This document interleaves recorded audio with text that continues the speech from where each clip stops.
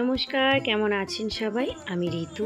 আমার আরও একটি ছোট্ট ভিডিওতে আপনাদের সবাইকে স্বাগত। আজকে নিয়ে চলে এসেছি তেমন কিছু রান্নার ভিডিও নয়, তবে একটা মজাদার রেসিপি যেটা খেতে কিন্তু আমি ভীষণ ভালোবাসি। যখন আমার কিছুই মনে খেতে ইচ্ছে করে না, তখন আমি ঠিক এই রেসিপিটা বানিয়ে খেয়ে ফেলি। আর আজকে পেয়ে গেছি হাতের সামনে একদম তাজা আর টাটকা বাড়ির থেকে তোলা মাশরুম। কেনা তো আমরা খেয়েই থাকি, কিন্তু বিশ্বাস করুন কেনাটার থেকে আমি কিন্তু এই দেশিটা খেতে অনেকটা বেশি পছন্দ করি। আর এটা আমাকে আমার পাশের বাড়ির একটা বান্ধবী দিয়েছে।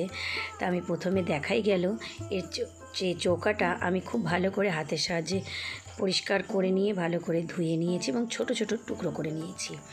এবার একটা কড়াই বসিয়ে দিয়ে গরম হওয়ার পরে আমি সেখানে অল্প পরিমাণে তেল দিয়ে দুটো ডিম দিয়ে কুচুমুচু করে ঝুরঝুরো করে নিলাম। এবার এই ঝুরঝুরো ডিমটাকে আমি তুলে নেব। আর এইভাবে একবার করে দেখবেন, বিশ্বাস করুন দারুণ লাগে খেতে। এবার একটু তেল দিয়ে তাতে একটু জিরে, শুকনো লঙ্কা আর মিনিমাম বড় সাইজের একটা কাঁচা পেঁয়াজ বা মাঝারি সাইজের হলে দুটো কাঁচা পেঁয়াজ কুচানো আর কাঁচা লঙ্কা চিড়ে দিয়ে তাতে একটু লবণ দিয়ে পেঁয়াজটাকে বেশ কিছুক্ষণ ভেজে নেব। তবে হ্যাঁ, খুব বিশেষ কিন্তু ভাজবো না। তার উপরে দিয়ে দিলাম একটু হলুদ, একটু জিরে গুঁড়ো, একটু ধনে গুঁড়ো, একটু লঙ্কার গুঁড়ো।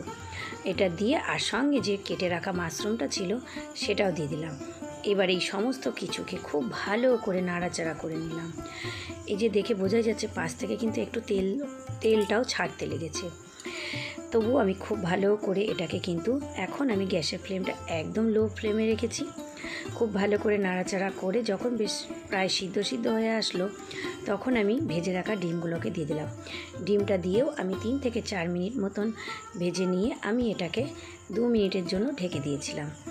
2 থেকে 3 মিনিট পরে ঢাকা খুলে বোঝা যাচ্ছে। তো আমি আরও একবার নাড়াচাড়া করে এটাকে আরও 2 থেকে 3 মিনিটের জন্য লো ফ্লেমে ঢেকে দিলাম। আর ঢেকে দেওয়ার দরকার নেই, এটা কিন্তু হয়ে গেছে একদম রেডি। আর আমার কাছে মাশরুমটা খুবই অল্প পরিমাণে ছিল, এর জন্য আমি ডিমটা দিয়ে করে নিলাম। বিশ্বাস করুন এটা দিয়ে গরম গরম ভাত খেতে যে কী যে দারুণ লাগবে। অনেক দামি দামি রেসিপি তো আমরা করেই থাকি, কিন্তু এই সহজ রেসিপিটা একবার করে দেখবেন, একতলা ভাত এক নিমেষে শেষ হয়ে যাবে। আর আমার এই ছোট্ট ভিডিওটি ভালো লাগলে অবশ্যই চ্যানেলটিকে সাবস্ক্রাইব করে দেবেন। আর ফেসবুক থেকে দেখলে পেজটিকে ফলো করে দেওয়ার অনুরোধ রইল। সবাই ভালো থাকবেন। Bye bye.